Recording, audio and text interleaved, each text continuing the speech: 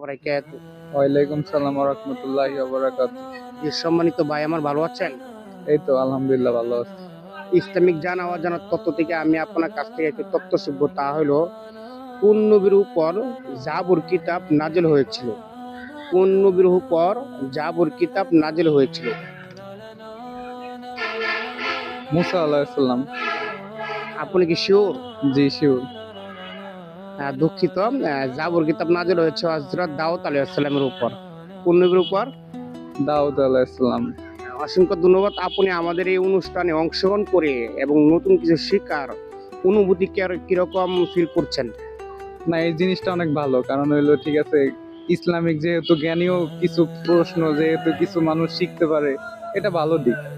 যেরকম আমি জানতাম না, এই জিনিসটা জানলাম, কিংবা এগুলা সাধারণ জিনিসই কিন্তু অনেক বড় কিছু, কিন্তু এগুলা না জানলে মুসলিম আমাদের এটা হইব না, এটা জানতে হইব।